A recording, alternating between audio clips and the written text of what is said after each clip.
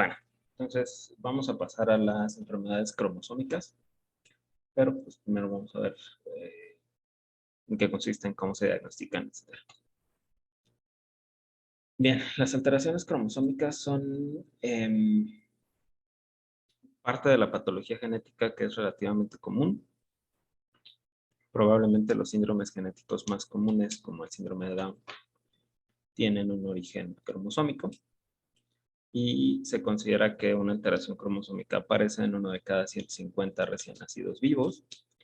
Entonces, pues más o menos es un poco menos del 1%, pero quiere decir también que no son condiciones raras. Si tomamos en cuenta los productos que no llegan a término, entonces vamos a encontrar que de los abortos espontáneos del primer trimestre, la mitad van a tener alguna alteración cromosómica y eso es lo que evita que lleguen a término. Y estas alteraciones cromosómicas pues son causa de malformaciones congénitas, de discapacidad intelectual y en muchos casos incluso de infertilidad. Las alteraciones cromosómicas son de dos clases o existen de dos clases básicas, lo que se llaman las alteraciones numéricas, que tienen que ver con precisamente el número de cromosomas completos que tiene el paciente, o las alteraciones estructurales en las que probablemente el número es el normal, pero la estructura del cromosoma está alterada. Y a estas alteraciones hay subdivisiones. En las numéricas tenemos las aneuploidías, vamos a definirlas, que son las más frecuentes. Luego están las poliploidías, que no son tan frecuentes. Y en las alteraciones estructurales, las balanceadas también son las más frecuentes y generalmente no dan síntomas. Y hay alteraciones no balanceadas, y estas sí van a dar síntomas. Bien, entonces, para entender cómo funciona esta situación de las alteraciones numéricas, primero hay que definir algo que se llama el número haploide. El número haploide es el número mínimo de cromosomas distintos que tiene una célula en una determinada especie. Entonces, por ejemplo, en el caso de los seres humanos existen 24 cromosomas distintos, del 1 al 22, que son los autosomas, el X y el Y. Y cada célula va a tener dos copias de esos cromosomas. Si son varones, va a haber un cromosoma X y un cromosoma Y. Y si son mujeres, va a haber dos copias del cromosoma X. Entonces, ese número de cromosomas diferentes que puede haber en cada célula pues, es el número haploide. Y en el caso de los seres humanos es de 23. Cuando hablamos de una euploidía, es que tenemos una célula que tiene un número de cromosomas que son un múltiplo exacto del número haploide de la célula. Entonces, si mi número haploide es 23, una célula euploide va a tener múltiplos de 23. Entonces, por ejemplo, puede haber células diploides que tienen dos veces el número haploide, que son 46 cromosomas, que son las células normales de todos los tejidos, las células somáticas. Puede haber células triploides que tengan tres veces el número haploide y entonces van a tener 69 cromosomas. Las triploidías no son normales. Y entonces a partir de eso pueden existir tetraploidías, pueden existir técnicamente pentaploidías, hexaploidías, etcétera, etcétera. Por ejemplo, algunos seres vivos, sobre todo ciertas plantas, tienen muchas copias de su set haploide. Por ejemplo, las manzanas tienen células hexaploides. Las manzanas tienen un genoma muy, muy abundante.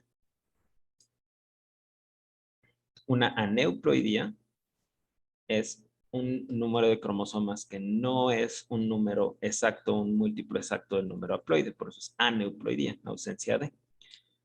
Y estas son las más frecuentes y generalmente lo que vamos a encontrar son trisomías, que son tres copias de un solo cromosoma. Entonces, en una célula humana, una trisomía la vamos a encontrar como una célula con 47 cromosomas en vez de 46, porque tiene un cromosoma de más de uno de los pares.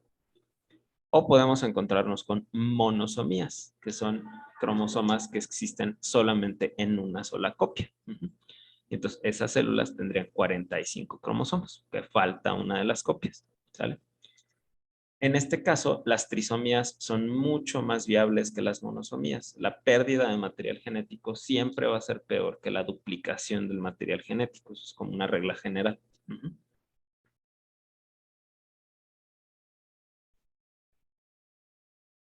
Bien, entonces, aquí tienen un cariotipo. El cariotipo es esta fotografía ordenada de los cromosomas de una célula. Se obtiene de una célula, que esto es un cariotipo humano. ¿Y qué ven en este cariotipo? 3 cromosomas en el 21. En el 21 hay una trisomía. Entonces, esto es una euploidía o una aneuploidía. Aneuploidía. Una aneuploidía. ¿Y cuál es el sexo cromosómico de este paciente? ¿Hombre? No, X. Una mujer. es una mujer. Tiene un complemento XX, ¿sale? Entonces, si yo quisiera escribir lo que llamamos la fórmula cromosómica, tendría que escribir 47, que es el número de cromosomas en total. Luego ponemos el complemento de cromosomas sexuales. Y luego tengo que indicar cuál es el que está de más. Entonces, aquí yo ya tengo lo que se llama la fórmula cromosómica. Esto es un cariotipo de una niña o de una paciente mujer con síndrome de Down. ¿Sale? Entonces, así es como ustedes lo van a encontrar. Otra cosa importante, que igual es como burda, pero es importante, es que cuando se escribe la fórmula cromosómica no se ponen espacios entre las comas. ¿Sale? Bien. Siguiente ejemplo. ¿Qué ven en este cariotipo?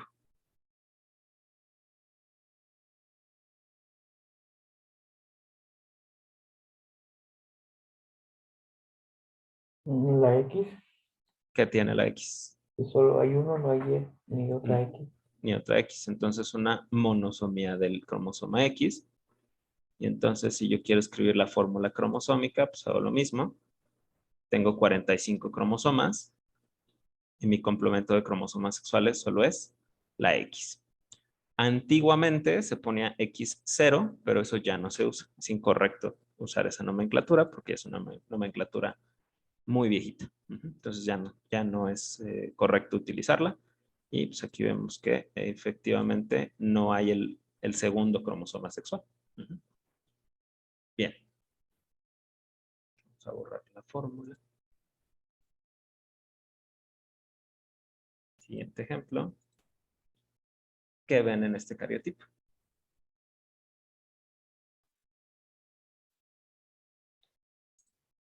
Que en todos hay 3. Entonces, ¿qué sería?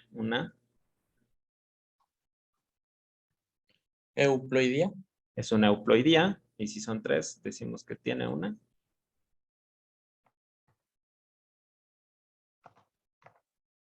Si cuando tenemos 2 copias de cada uno es diploide. Si tenemos 3 sería Triploide. triploide.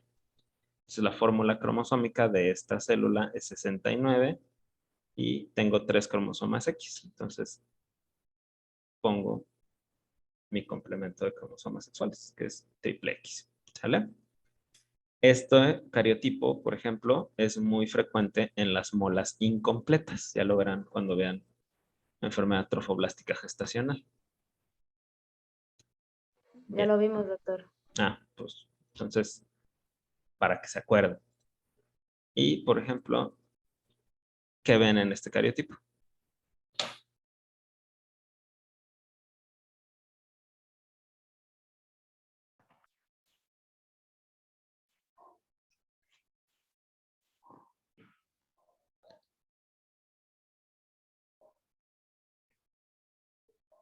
¿Es normal? Es un cariotipo normal. Es el sexo cromosómico. ¿Cuál es? XY. Hombre. ¿Es un varón? ¿Es XY? Bueno, vamos a suponer que es un varón. Hay sus excepciones, pero sí. Y entonces, cuando yo escriba la fórmula, pues voy a escribir nada más 46 XY, ¿sale? Entonces ahí ya no voy a meterme en más. Este cariotipo, esta imagen de este cariotipo está muy bonita. Si se fijan, las demás están como, digo, son imágenes viejitas, están distorsionadas, pero aquí se ve muy padre lo que se llama el patrón de bandeo. Entonces se ven, pues, todos los cromosomas son como una especie de código de barras. Y los expertos en citogenética, que es el estudio de los cromosomas, pues precisamente pueden identificar a los cromosomas precisamente por el tamaño y por el patrón del bandeo. Pues, por ejemplo, hay ciertos como tips que ellos nos dan, por ejemplo, que el cromosoma 1 siempre tiene esta área como muy clarita en el brazo corto. Por ejemplo, que el cromosoma 19 siempre se ve así como muy, muy clarito en general, dicen que es como un fantasma. Por ejemplo, del 21 y del 18 dicen que parecen un osito panda, que tiene aquí la cabecita blanca y luego el torso negro y la pancita blanca y las piernitas como negras.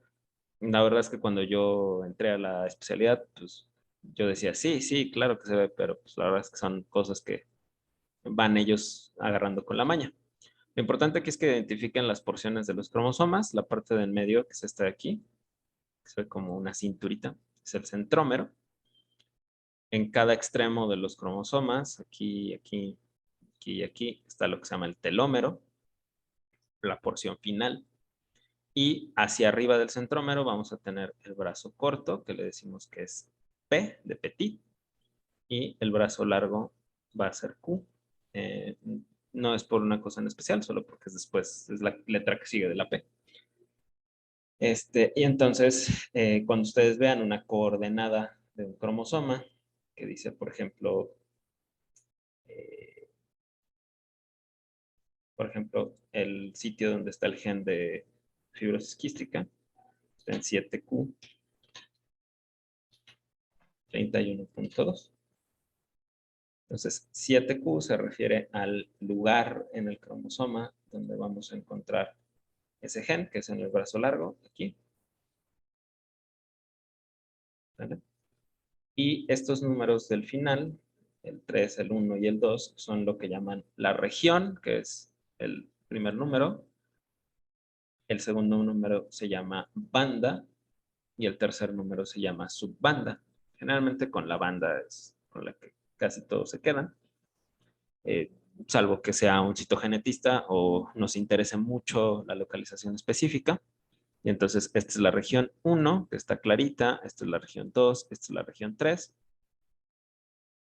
Y si yo hiciera un zoom en estas regiones, me encontraría con las bandas. Pero bueno, eso ya es cosa que el citogenetista debe de analizar. Lo que ustedes tienen que saber es cuando ven esta cosa, este número, saber que están hablando de una región en el cromosoma 7, que está en el brazo largo y que se encuentra en esta banda, en esta región y en esta banda. ¿Sale? Entonces ya más o menos se da una idea como geográfica de dónde está el gen. A lo mejor no van a saber así específicamente el punto exacto del cromosoma, pero se van a dar una idea. Es como si yo les dijera la colonia y la calle donde vive alguien. ¿Sale? A lo mejor no les voy a decir el número, pero ya se van a dar una idea de cómo por dónde vive. ¿Sale? Bien. Pues, ¿cómo funcionan las aneuploidías? El principal mecanismo que produce las aneuploidías es la no disyunción de los cromosomas en meiosis. La no disyunción se refiere al momento en el que los cromosomas durante la anafase, que se acuerdan es cuando se separan estos cromosomas para dividirse a las células hijas, no se dividen de manera equitativa y entonces una de mis células hijas se va a quedar con más cromátidas de las que debería.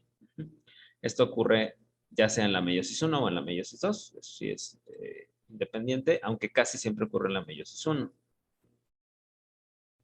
No se sabe por qué ocurre la no disyunción. Lo que sí se ha visto, por ejemplo, es que Si la meiosis dura más tiempo, es más propensa a que haya errores. Y acuérdense que la meiosis femenina es la que dura más tiempo. Y entonces, por eso se habla del efecto de la edad materna. Sin embargo, en los varones también puede ocurrir este tipo de situaciones. Entonces, aquí hay dos ejemplos. Esto es una no disyunción en meiosis 1. Entonces, en meiosis 1, que es esta de aquí, la primerita, los dos cromosomas se van a mi gametocito primario, que es el que ya hizo meiosis 1, y luego cuando va a pasar a la etapa de gametocito secundario, lo que va a suceder es que me va a dar gametos diploides, lo cual no es conveniente.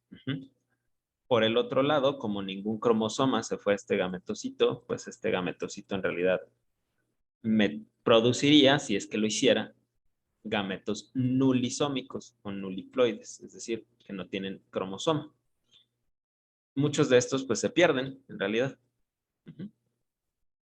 Si la no disyunción ocurre en meiosis 2, entonces el problema es cuando se forma el gametocito secundario y entonces uno de los gametos se va a quedar nulisómico, otro de los gametos se va a quedar normal, haploide, un gameto va a quedar disómico y otro gameto va a quedar haploide. Entonces, me conviene más que la no disyunción ocurra en meiosis 2 a que ocurra en meiosis 1, porque si ocurre en meiosis 1, todos los gametos van a ser anormales. Si ocurre en meiosis 2, nada más 2 gametos van a ser anormales. ¿Sale? Se supone que este tipo de situaciones ocurren de manera más frecuente conforme más envejecemos. Y entonces eso se le llama efecto de la edad parental avanzada.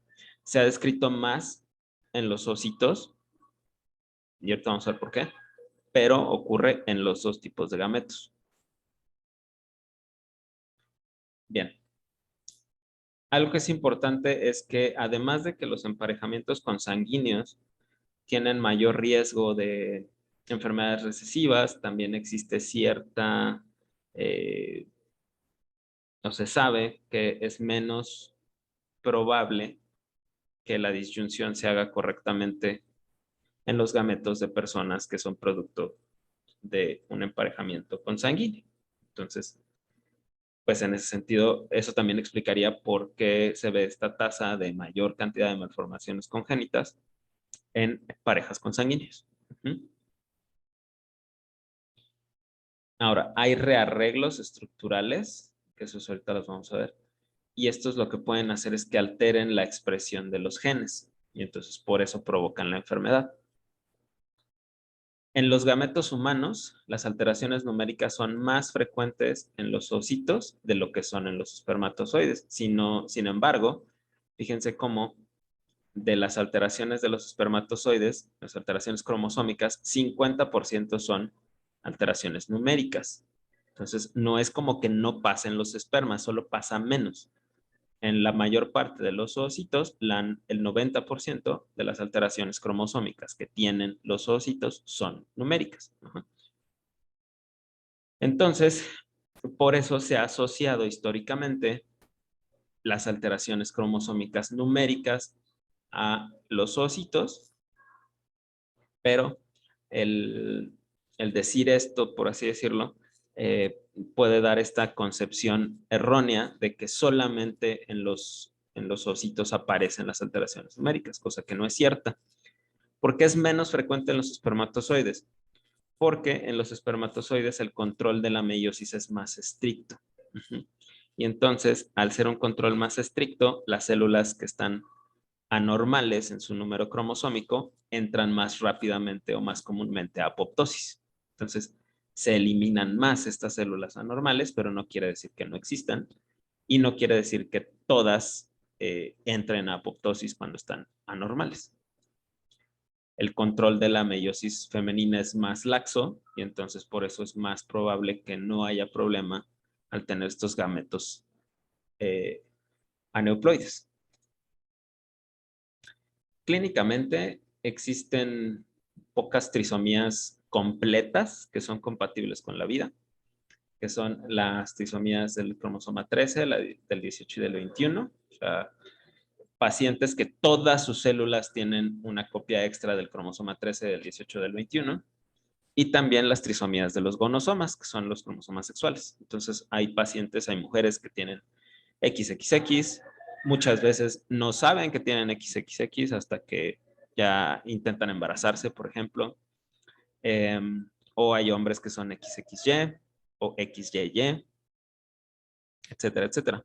Lo que sí nunca vamos a ver es la ausencia completa de los cromosomas X, que los cromosomas X son muy importantes en general para vivir, y ya lo vimos en las clases pasadas. O sea, tienen factores que tienen que ver con el desarrollo del cerebro, con el desarrollo del músculo, con el desarrollo de los factores de coagulación. O sea, el cromosoma X es un cromosoma que tiene mucha, mucha información, entonces es imposible vivir sin el cromosoma X. En forma de mosaico se han descrito trisomías de los cromosomas 8, que es de las más comunes, el cromosoma 9, del 20 y del 22. Estas no son tan frecuentes, pero la trisomía 8 en mosaico sí está muy bien descrita y tiene un fenotipo característico. No lo vamos a tocar en el curso, pero existe. Algo que es importante es que la trisomía 16 es el hallazgo más frecuente en productos de aborto espontáneo. 16% de los embriones o de los productos que se pierden y se estudian van a tener, la mitad van a tener alteraciones numéricas de los cromosomas, y de ese 50%, 16% va a tener trisomía 16. Entonces, por eso se dice que la trisomía 16 es la alteración cromosómica más frecuente en los abortos. De las monosomías, solamente la monosomía del cromosoma X es compatible con la vida. Sin embargo, se considera que el 99% de las pacientes que tienen monosomía del X terminan siendo productos de aborto. Es decir, de las niñas con síndrome de Turner que nacen, son el 1% de todos los embriones que tienen monosomía del X. Y hay quien teoriza que en realidad todas las pacientes con síndrome de Turner tienen un mosaico en algún grado, o sea que algunas células sí tienen los dos X, pero a lo mejor no son las de la sangre, entonces por eso no se encuentra nunca esa línea de células que sí tiene el otro X. Este es un estudio que se hizo en Brasil, y lo que se hizo es que se revisaron productos de embriones, y entonces, por ejemplo, se encontró en 26% de los casos monosomía del X. Se encontraron, por ejemplo, triploidías, tetraploidías, trisomías, si se fijan. De todas estas, las más frecuentes es la trisomía 16, que representó el 17% de los casos en esta serie, y la trisomía 22, que representó el 8%. Si se fijan, ninguna de las otras trisomías llegan arriba del 6%. Quizá la que más se acerca es la trisomía 15, que también es frecuente encontrarla en abortos.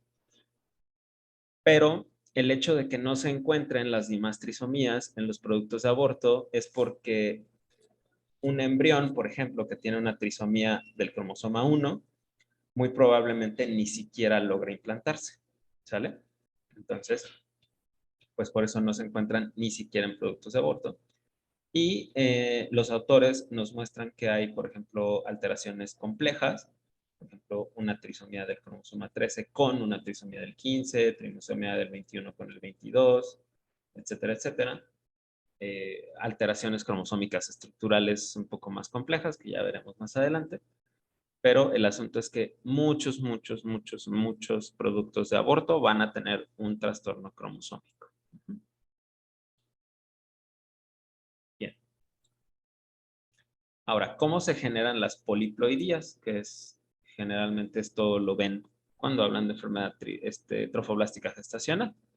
Entonces, ¿qué es lo más común que suceda? Que un esperma diploide, una cosa que se llama diandria, fecunde a un ósito que es haploide. Y entonces, pues, se complementan se llega al complemento cromosómico triploide. La otra es que dentro del citoplasma del osito se conserve o se retenga el cuerpo polar, que también tiene material genético, y eso es una cosa que se llama diginia, que es menos frecuente. Cuando dos espermas fecundan a un solo osito, a esto se le llama dispermia. Entonces, dispermia son dos espermas, diandria son dos núcleos en un solo esperma. Las triploidías se han reportado en 1% de los embarazos y 16 al 18% de los abortos cromosómicamente anormales van a tener una triploidía, también es muy frecuente. Y en pacientes que nacen se han descrito mosaicos de triploidías y de tetraploidías, es decir, algunas células son normales, otras células son triploides o tetraploides. Son niños que tienen pues muchas malformaciones, muchos problemas de crecimiento y generalmente fallecen pequeños. Entonces, la diandria o la dispermia va a expresarse como una mola hidatidiforme completa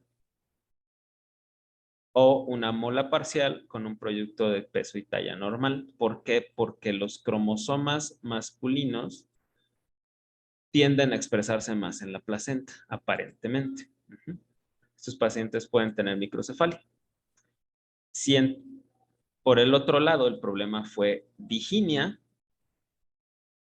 Entonces, aquí lo que va a suceder es que se va a alterar el embrión, porque aparentemente durante el desarrollo inicial, el mecanismo de impronta genómica, que es la diferencia de expresión de los genes dependiendo de si vienen de mamá o de papá, en la placenta están improntados los genes para que se expresen los de papá y en el cúmulo, en la masa celular interna, el embrioblasto, ahí se supone que está la impronta dirigida que se expresa en los genes de papá, de mamá, perdón. Entonces, cuando hay diginia, hay una alteración de esta impronta y el feto tiene un RCIU severo, puede tener hipotonía, macrocefalia y básicamente cambios en el feto, no tanto en la placenta, pero lo que se ve es que la placenta es pequeña y tiene cambios quísticos, es decir, se generan zonas donde la placenta se degenera y se convierte en bolsitas de agua. La tetraploidía es todavía más rara, puede ocurrir por algo que se llama endomitosis, en que ocurre la mitosis sin la citocinesis. Acuérdense que la mitosis es el proceso de división del núcleo, nada más. El proceso en que se divide el citoplasma, a eso se llama citocinesis y no es parte de la mitosis. Puede haber una trispermia, que sean 3 espermas que fecunden al mismo osito, o puede ocurrir que haya una diandria, es decir, un espermatozoide diploide con una diginia, es decir, un osito que retuvo el cuerpo polar, lo cual es súper ultra mega raro, pero pasa, existe. Por ejemplo, esta es una chavita, una pequeñita, que nació con varios problemas, nació con un síndrome de envejecimiento prematuro, tiene una catarata, tenía ciertas alteraciones en la piel, falta de formación de algunos huesitos, y entonces le hacen un cariotipo en sangre periférica. El cariotipo es normal, pero muchas veces, pues cuando no hay, ahora sí que mucho, eh, pues sí, como no hay muchos recursos, se puede optar por estudiar los cromosomas en otro tejido. Entonces estos autores decidieron estudiarlo en fibroblastos y resulta que 60% de los fibroblastos tenían una triploidía en mosaico. Y de ese grupo de fibroblastos que se estudiaron, el otro 14% tenían un complemento con una tetraploidía en mosaico. Entonces, seguramente así como estaba en los fibroblastos, estaba en otros órganos, estaba en el cerebro, y entonces pues eso explica el cuadro clínico de la niña. Se les hizo un estudio que se llama FISH a las células de un paciente y entonces se encontró que tenía 3 señales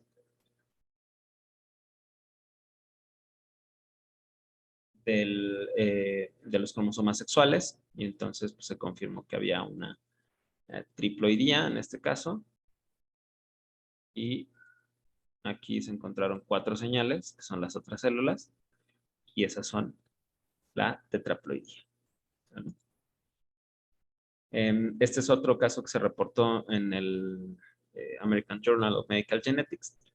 Una pacientita que tenía estas características muy sugestivas de lo que es la trisomía 18, esta forma del pie y esta forma de la mano, las orejitas mal formadas, se fijan, no está bien formado el lóbulo, el hélix es muy delgadito, no hay entélix, entonces es un pabellón auricular dismórfico.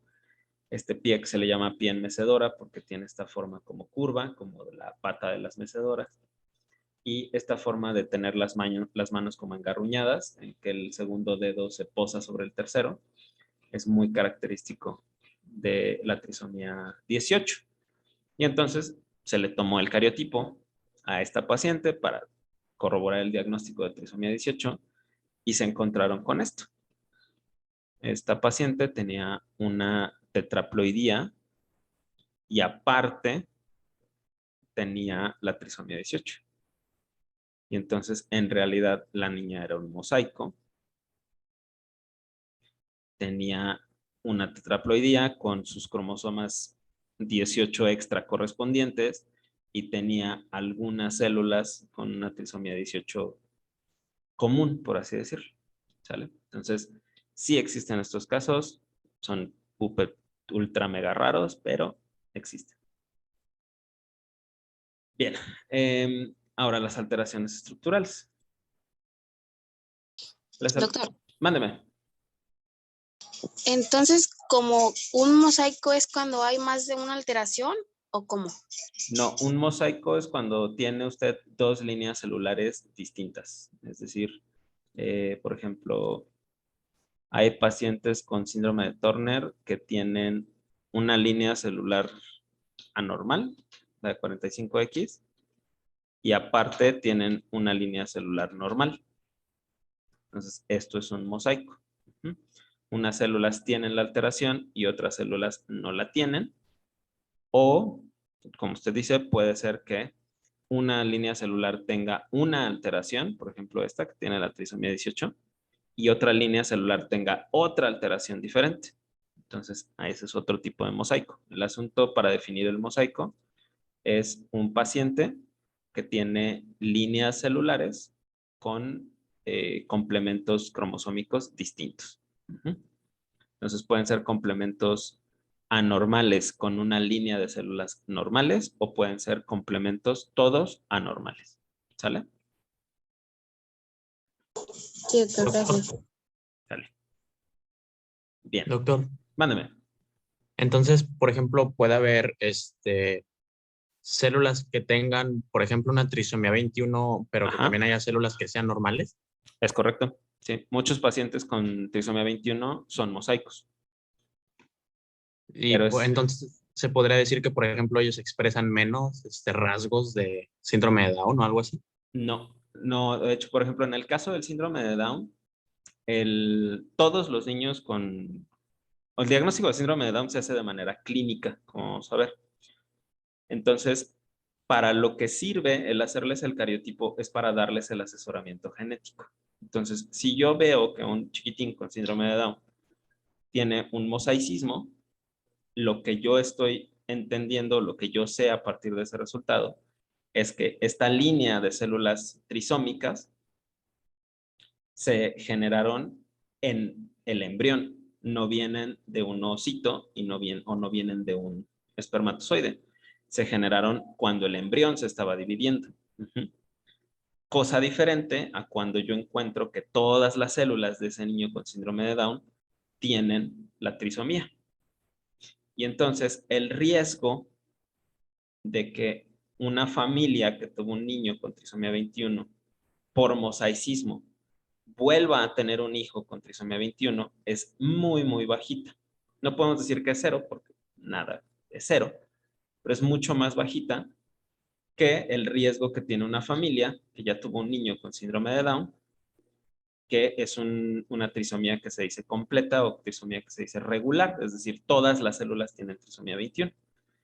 Esas familias tienen un riesgo más o menos del 1%. Y uno dirá, bueno, no es tanto. Pero tomando en cuenta que el riesgo habitual a los 30 años es de 1 en 1000, ahora subió a 1 en 100. Entonces, el riesgo sube. A lo mejor no parece mucho, pero sí sube. Pero no, en el caso específico de síndrome de Down, el mosaicismo no hace que el fenotipo sea más leve, entre comillas. Nosotros siempre le explicamos a las familias que el síndrome de Down es una condición, que es todo o nada, la tienes o no la tienes. Entonces, sea mosaicismo, sea por trisomía regular, sea por XY causa del síndrome de Down, todos los niños con T21 necesitan el mismo tratamiento, el mismo seguimiento, y todos van a tener discapacidad intelectual. Que eso es algo muy importante que hay que aclararle a los papás, ¿sí? Y digo, qué bueno que hacen esa pregunta, porque eso es algo que es una concepción que se tiene mucho dentro de la misma medicina.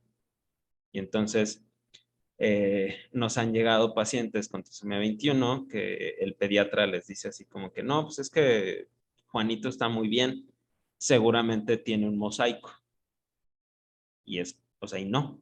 O sea, Juanito está muy bien porque a lo mejor le dieron rehabilitación desde que estaba muy chiquito, porque se le diagnosticó rápido que tenía hipotiroidismo y se le trató, porque no tuvo una cardiopatía congénita. O sea, vamos a ver que los niños con T21 dependen más de los factores externos que realmente de la citogenética que tengan, ¿sale? En algunas otras enfermedades, sí, el hecho de que sean mosaicismo, sí altera el fenotipo. Por ejemplo, en síndrome de Turner, si la niña con síndrome de Turner tiene una línea celular normal, aparte de su línea con síndrome de Turner, es más probable que sí desarrolle caracteres sexuales secundarios, por ejemplo. ¿Por qué? Porque a lo mejor esas células XX, así como están en la sangre, puede que estén en el ovario. Entonces, a lo mejor ese ovario, en vez de ser un ovario completamente atrófico o atrésico, ese ovario va a tener una función mínima o un poquito más que una niña que tiene un síndrome de Turner que no tiene mosaicismo. ¿Sale? Entonces depende mucho del cuadro clínico que estemos viendo. Pero en este caso específico del síndrome de Down, todos los niños con T21 van a tener características muy similares independientemente de su alteración citogenética. ¿Sale?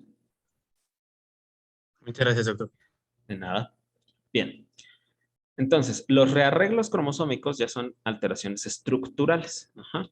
Las alteraciones estructurales se van a originar porque se rompe el cromosoma y luego se reacomoda ese cromosoma. O sea, como que se parcha, vamos a decir. Estos rearreglos estructurales pueden ser balanceados cuando no se gana ni se pierde material genético, y esto va a generar una alteración nula o muy poquita en el fenotipo. Hay rearreglos que son no balanceados cuando se pierde o se gana material genético, y entonces aquí sí hay una repercusión clínica notoria, porque ya no tengo cierta cantidad de material genético que necesito para que la célula funcione. Históricamente esto ya no existe, pero a lo mejor en algún apunte que les llegaron a pasar de mis tiempos cuando yo llevé genética, a lo mejor se encuentran con que hay alteraciones estables e inestables. Esto tiene que ver con cómo se comportan en la mitosis. La verdad es que ya no se clasifican así, pero si algún día se lo llegan a encontrar, sepan que es algo que antes se decía, que ya no se dice. O sea, desde los 90s que ya se dejó de usar. Bien. Muchos rearreglos tienen que ver con que se pierdan secciones de un cromosoma, y estas secciones de los cromosomas a veces se pierden porque están relacionadas con unos tipos de secuencias que a lo mejor se acuerdan que los vimos, que se llaman los LCRs, o los Low Copy Repeats, o repetidos de bajo número de copias. Entonces resulta, imagínense que tienen este cromosomita, y este cromosomita tiene estas 4 regiones, que cada una incluye cierto número de cromosomas. Estas regiones están separadas en A, B, C y D porque aquí en la frontera entre cada región existe un LCR, un Low Copy Repeat. ¿Por qué los Low Copy Repeats me interesan tanto? Porque se parecen mucho, son repetidos de bajo número de copias. Entonces, son secuencias que se parecen mucho entre sí, que me sirven idealmente para recombinar los cromosomas a la hora de la meiosis y crear diversidad. ¿Sale? Aquí también hay un low copy repeat y aquí también. ¿Sale? Y entonces en el otro cromosoma, me está saliendo horrible, pero bueno, también existen estos límites para esas regiones. Entonces aquí está A, B, C, D y su low copy repeat. Entonces, en todas las células, o más bien en los gametos, no en todas las células, en los gametos, yo espero que este de aquí se pegue con este de acá, con el que le corresponde. Y este de aquí se pegue con este de acá, y este de aquí se pegue con este de acá, y este de aquí con este de acá, y este de aquí con este de acá, y todos felices y contentos. Esto me sirve como una especie de marca para que yo diga, bueno, tu región A de papá vas a intercambiar información con la región A de mamá y vamos a crear una región A nueva que sea de el hijo. O sea, los verdaderos genes propios de ustedes están nada más en sus gametos, porque ahí es donde recombinan. El problema va a ocurrir cuando, otra vez, cuando mi sistema se equivoque a la hora de hacer la recombinación. Y entonces, reitero, como estas regiones se parecen mucho, a lo mejor en vez de unirse este extremo con este extremo, esto está bien, pero a lo mejor este extremo se une con este de acá. Y entonces, ¿qué hacen? Se comen a la región B. Y sucede esto de aquí. A eso se le llama una deleción, porque se pierde un pedacito del cromosoma.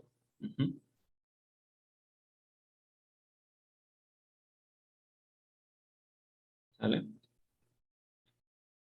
O lo que puede suceder es que a lo mejor esta región de aquí se unió con este y la región que sigue también se regresó. Entonces, ¿qué pasa? Se copia por duplicado un pedacito del cromosoma. O lo único que sucede es que me equivoco en el orden de cómo van las regiones del cromosoma y los copio invertidos, ¿sale? Y todo esto puede pasar en muchísimas combinaciones. Por ejemplo, que se copien más de 2 veces, que se copie toda la región en orden, ¿sale? O que se copie de manera compleja. Que me meta aquí D, y luego un C, y luego D, y luego C, y así. O sea, el asunto es que todas estas alteraciones están o se explican por culpa de estas regiones de bajo número de copias, los repetidos de bajo número de copias. ¿Sale? Entonces, ¿cuál es la teoría que explica la mayoría de las alteraciones estructurales cromosómicas comunes? Que hay una alteración en la recombinación de los LCRs. ¿Sale? Por ejemplo, cuando platicamos de hemofilia, si ustedes se acuerdan, existe una alteración en la que el exón 1 y el intrón 22 comparten secuencias, bueno, el exón 1 y las secuencias reguladoras comparten secuencias con el intrón 22, entonces se combinan mal y me desconchinflan a todo el gen del factor 8, ¿sale? Bien, ahora, los cromosomas, si ustedes se acuerdan, no son estructuras lineales, o sea, los cromosomas no son una hebra de ADN nada más, sino que es el ADN enrollado en las histonas y formando estos como bucles sobre unas proteínas que se llaman las proteínas de andamiaje. El andamiaje es pues donde se colocan las estructuras. Yo siempre se lo explico como, imagínense que tienen una varita. Ajá. Y les dan un estambre.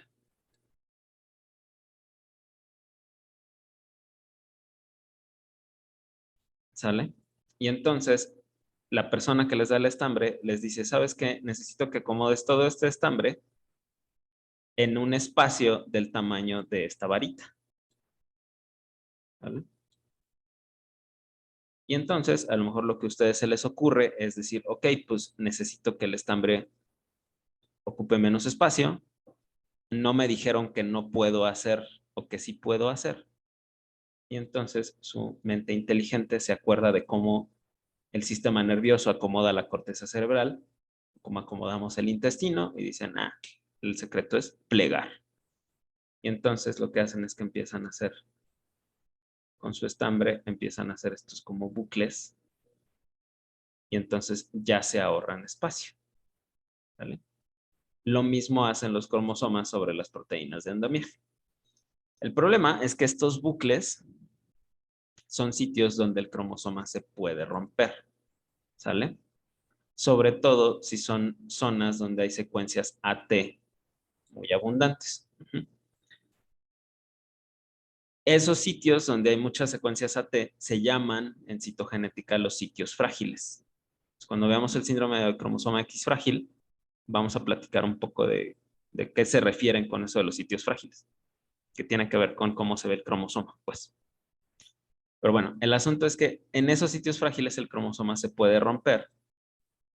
Y entonces las endonucleasas que andan por ahí cortan el cromosoma. Y el problema es que a veces ese cromosoma no se pega de manera correcta. En el núcleo, que también lo vimos en la clase de estructura del genoma, en el núcleo, acuérdense que no hay zonas más bien determinadas para ciertos cromosomas. Entonces a lo mejor en este huequito le toca el cromosoma 2 y en este huequito le toca el cromosoma 5. Entonces, si la secuencia o la cromatina del cromosoma 5 se rompe, existe la probabilidad de que la maquinaria celular jale un pedacito del cromosoma 2 y lo utilice como de parche. Y entonces eso es algo que se le llama translocación. Ese mecanismo que parcha el cromosoma sin fijarse si es el que le toca o no le toca, se llama unión de extremos no homólogos.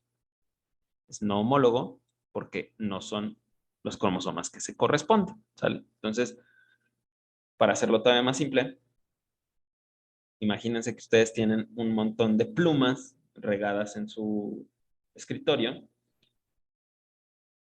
pero las plumas no tienen tapón. Lo correcto, lo esperado, sería que ustedes checaran cada pluma y dijeran, a esta le toca este tapón, y a esta le toca este tapón, y a esta le toca este tapón. Pero si son más desordenados, pues dirán, bueno, pues yo no quiero que se me sequen mis plumas, entonces pues les voy a poner el tapón que sea. Nada más con que le quede. Lo mismo sucede, eso que están haciendo de ponerle cualquier tapón a su pluma es la unión de extremos no homólogos, ¿sale? Entonces, parchar ese cromosoma con las secuencias que tenga por ahí cercanas. ¿De acuerdo? ¿Se queda más o menos claro?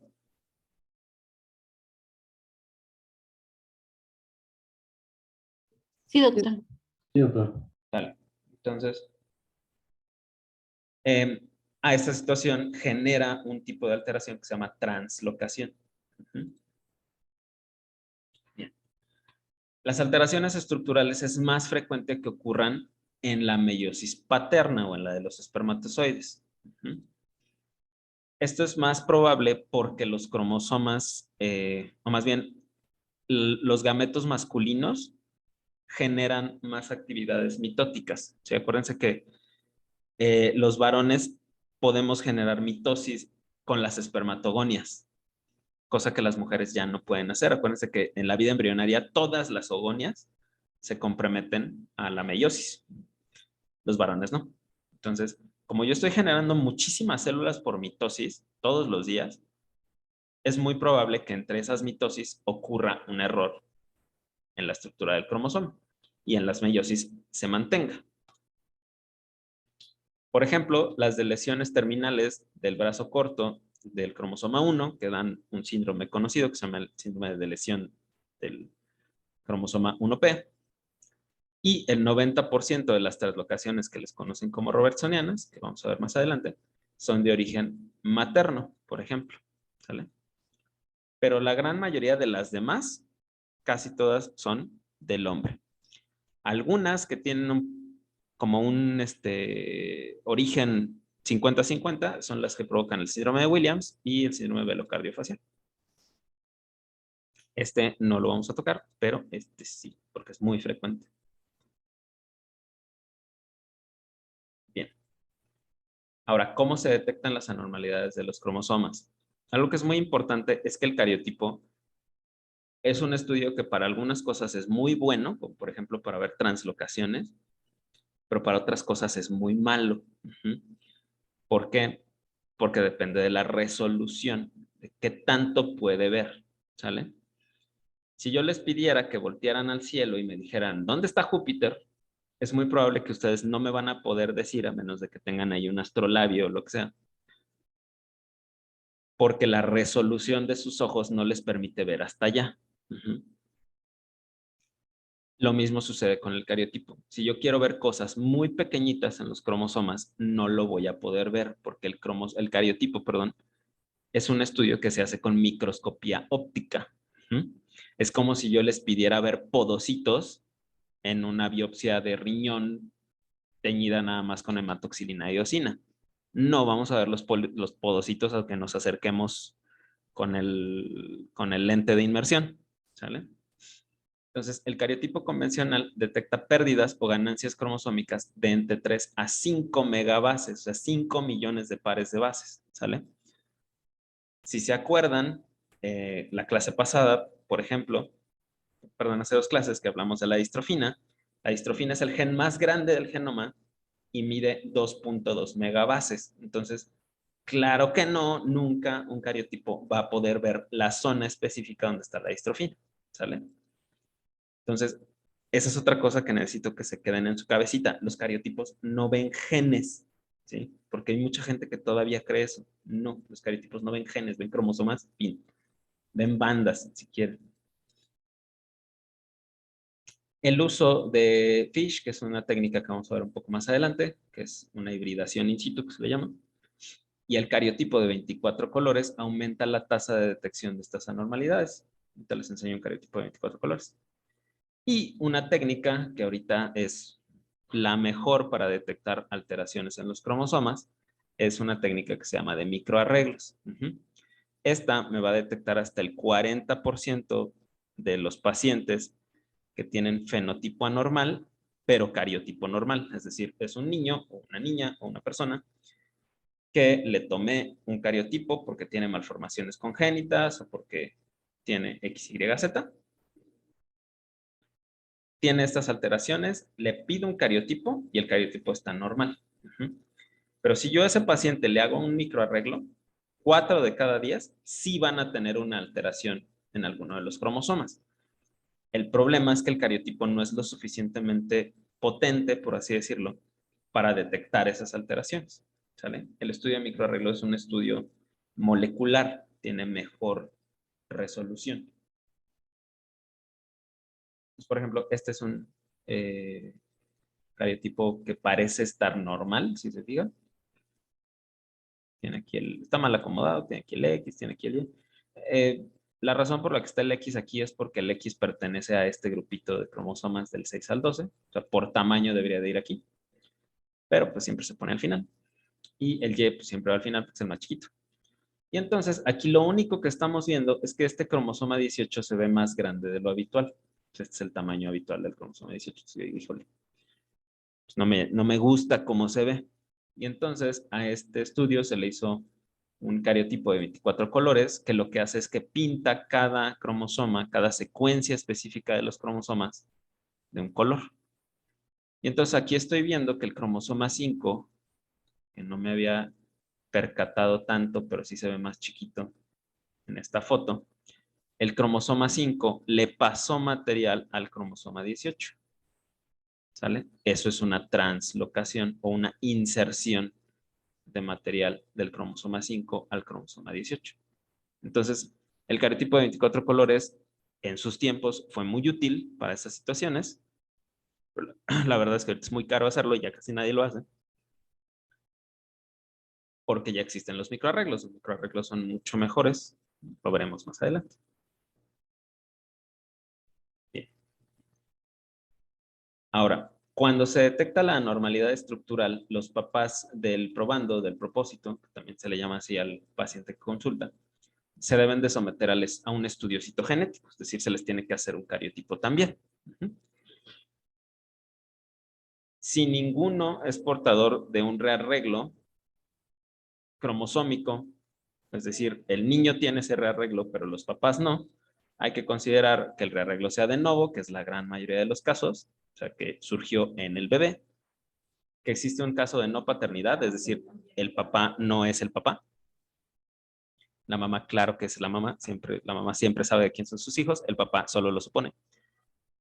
Y lo que se llama mosaicismo gonadal, que ahorita que ya saben qué es mosaicismo, pues lo pueden suponer. Mosaicismo gonadal es que nada más en las gónadas, nada más en los gametos, haya células que sean normales y otras células que no. ¿Okay? Y en general se recomienda estudio citogenético a los productos de embarazos subsecuentes para ver si no se repite. Porque si se repite, entonces probablemente la causa sea un mosaicismo gonadal. ¿De acuerdo?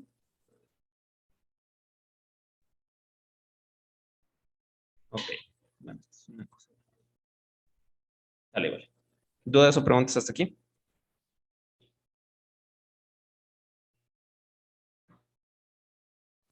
Yo no, doctor. Dale, vale. Bien.